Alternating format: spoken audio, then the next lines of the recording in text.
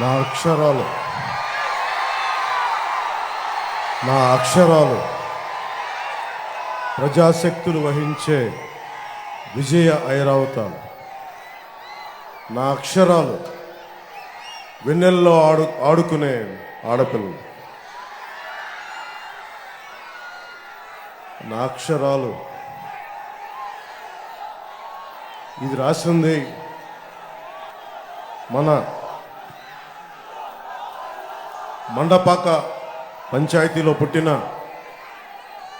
దేవరపల్లి దేవరకొండ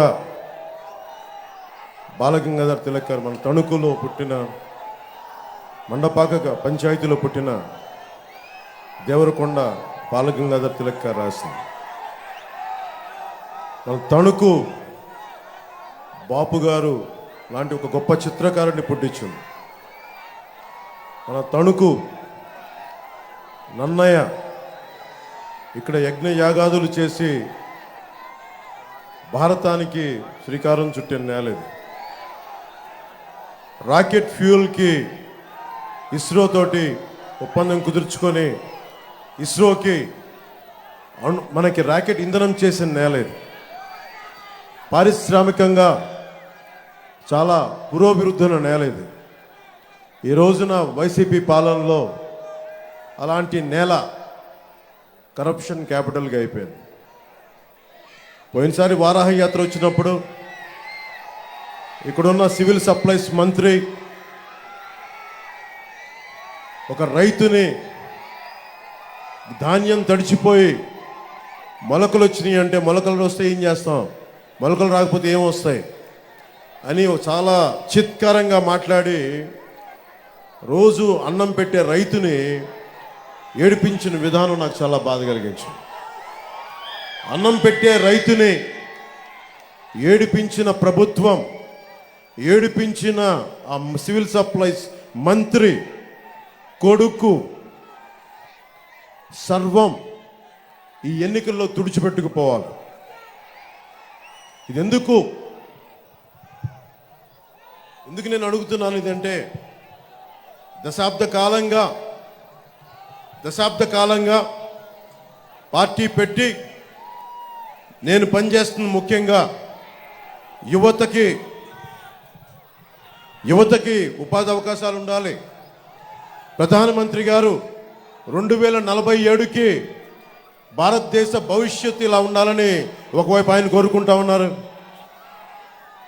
బలమైన నాయకులు, అనుభవం గల నాయకులు, ముఖ్యమంత్రిగా సుదీర్ఘ అనుభవం ఉన్న వ్యక్తి, 90 ఆఖర్లో 2020 విజన్ అని చెప్పి ఒక సైబరాబాద్ సిటీ లాంటి, మాదాపూర్ లాంటి సిటీకి రూపకల్పన చేసిన వ్యక్తి, దానికోసం శ్రమించిన వ్యక్తి. ఈ రోజున అది ఒక అబ్సల్యూట్ గ్రోత్ ఇంజన్గా అయిపోయింది. తెలంగాణకి విభజన జరిగినప్పటి నుంచి మనకు అన్యాయం జరుగుతూ ఉంది. మనలో మనం కొట్టుకోవడం కాదు, అందరం కలిపి కట్టుగా ఉండాలి. 2014 నుంచి మనకి పార్టీలు విడిపోకుండా ఉండాలి. ఎవరికాళ్ళు సొంతంగా చేస్తే మళ్ళీ దుర్మార్గులు రాజ్యాలు వెళ్తారు. 2014 నుంచి ఆ రోజు నేను ఇక్కడ శ్రమ పడతా ఉన్నాను. దాంట్లో భాగంగానే 2014లో అరివిల్లి రాధాకృష్ణ గారు మొట్టమొదటిసారిగా ఎమ్మెల్యేగా ఎన్నికయ్యారు. ఇది నేను కోరుకుంటుంది. మీకు ప్రభుత్వం చూడండి ఎలా ఉందో.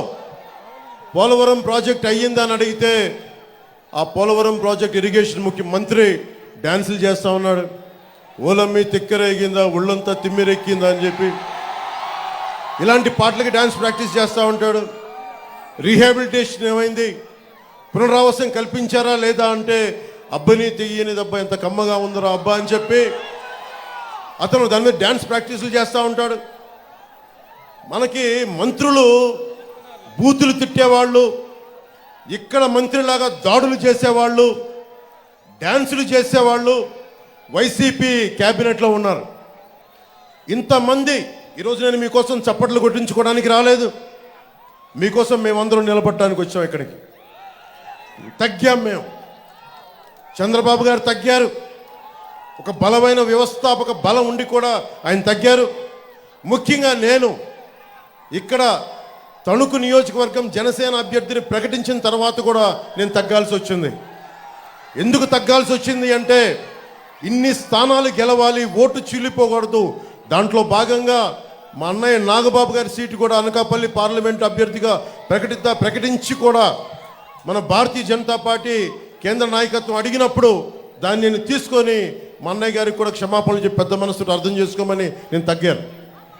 ఇవన్నీ ఎందుకు చేస్తున్నామంటే మీ భవిష్యత్తు కోసమే చేస్తున్నాం. ఇక్కడ ఆడబిడ్డల భద్రత కోసం ప్రతి ఒక్కరు రైతు బాగుండాలి, రైతు బాధపడకూడదు, రైతుకి అండగా ఉండాలి. ఈ రోజుకి మనం కోరుకుంటుంది బేసిక్ హెల్త్ కేర్. ఇక్కడ మనకి జిల్లాగా ఏర్పడిన తర్వాత హాస్పిటల్ ఏర్పాటు చేశారు. హాస్పిటల్ ఈ రోజుకి రోగి తిండి ఖర్చులకి 2 కోట్ల రూపాయలు ఇంకా బకాయిలు ఉన్నాయి, బకాయిలు తీర్చలేదు. దోపిడీ మీద దృష్టి ఉన్నవాడు ప్రజల అవసరాలకి ఏమాత్రం గుర్తిస్తారు వీళ్ళు. ఈ రోజున ఈ మే 13 వచ్చే ఎన్నికల్లో మీరు ప్రత్యేకమైన దృష్టి పెట్టండి. నేను మీ భవిష్యత్తు కోసం ప్రధానమంత్రి గారితో చంద్రబాబు గారితో సుదీర్ఘమైన చర్చలు జరిపి ఈ చాలా కీలకమైన అలయన్స్ని పట్టుకొచ్చాం. మీ భవిష్యత్తు కోసం. నాకు అధికారం లేకపోతే నాకేం జరగదు, చంద్రబాబు గారికి అధికారం లేకపోతే ఆయన ఏం జరగదు. కానీ మీ భవిష్యత్తు, ఒక రైతుకి ధాన్యం మొలకలు పోతే మొత్తం కుటుంబం బాధపడిపోద్ది, తుడిచిపెట్టుకుపోద్ది, ఆర్థిక వ్యవస్థ చిన్నాభిన్నం అయిపోద్ది. 5 సంవత్సరాలు మీకు ఉద్యోగాలు ఇస్తానని చెప్పి డిఎస్సి నోటిఫికేషన్ ఇవ్వలేదు. మాట్లాడితే జగన్ క్లాస్ వార్ అని మాట్లాడతాడు. క్లాస్ వార్ అంటే అర్థం ఏంటి? డబ్బున్నాడు పేదవాడిని దోచుకు తింటాం, డబ్బున్నవాడు కష్టపడేవాడిని దోచుకు తింటాం. 70,000 పోలీస్ కుటుంబాలకి, 1 కాదు 2 కాదు 70,000 పోలీస్ కుటుంబాలకి టీఏలు డిఏలు సరెండర్ లీవ్స్ ఈ రోజు వరకు ఇవ్వలేదు. దీని మీద ఒక్కడు స్పందించడు. పోలీసుల శ్రమశక్తిని కూడా దోపిడీ చేసేవాడు జగన్. ఇలాంటి వ్యక్తి ఇంకొకసారి అవకాశం ఇస్తే మీరు ఏం జరుగుతుందో మీరు ఆలోచించండి. మేము రోడ్ల మీదకి వచ్చి కొట్లాడాల్సి వస్తుంది. మీ భవిష్యత్తు కోసం ఉన్న ఇక్కడ మంత్రిని చూశారు, సివిల్ సప్లైస్ మంత్రినే. కొడుకు ఒకవైపు, అతను అనుచరులు ఒకవైపు, కనీసం వాళ్ళ దోచుకున్న సొమ్ముతోటి కనీసం ఇక్కడ పరిశ్రమలు కూడా పెట్టలా. ఎక్కడో తెలంగాణలో బాలానగర్లో ఇక్కడ కూర్చొని స్టీల్ ఫ్యాక్టరీలు పెట్టుకున్నారు. అక్కడికి వెళ్ళి ఇక్కడ దోచేసిన డబ్బుతోటి, ఇక్కడ టీడీఆర్ బాండ్లతోటి దోచేసిన డబ్బుతోటి వెళ్ళి తెలంగాణ హైదరాబాద్లో బాలానగర్లో ఫ్యాక్టరీలు పెట్టుకున్నారు. కనీసం అవినీతి డబ్బుతోటి కనీసం ఇక్కడ పరిశ్రమలు పెట్టినా కానీ కొద్దిమంది కనీసం ఉపాధి అవకాశాలను వచ్చిండే. వాడు కనీసం ఆ జ్ఞానం కూడా లేదు ఆ మనుషులకి. ఇది మీరు చాలా ఆలోచించి నిర్ణయం తీసుకోండి. మాకేమవ్వదు. ఆయన చాలా గుండె దిట్టి ఉన్న నాయకుడు. ఆయన జగన్ అకారణంగా ఆయన జైల్లో పెడితే నేను వెళ్ళి చూస్తే ఆయన ఏం బెదర్లా బలంగా నిలబడి ఉన్నాడు. ఆయన దేనికి బెదిరే వ్యక్తి కాదు ఆయన. కానీ నాకు అనిపించింది, ఏదైతే మాట ఇచ్చానో 2021లో వైసీపీ వ్యతిరేక ఓటు చీలకూడదని చెప్పి నేను పదే చెప్పాను. అదే మాట మీద కేంద్ర నాయకత్వానికి తెలియజేశాను. నేను తగ్గాను. నన్ను కావాలంటే విమర్శించారు. ఎందుకు నిలబడ్డానంటే ఆంధ్రప్రదేశ్ యువత, ఆంధ్రప్రదేశ్ భవిష్యత్తు పాడవకుండా ఉండాలంటే నేను ఒక పిసరు తగ్గితే నేనేం తగ్గిపోను. ఎక్కడ నెగ్గాలో కాదు, ఎక్కడ తగ్గాలో తెలియాలి.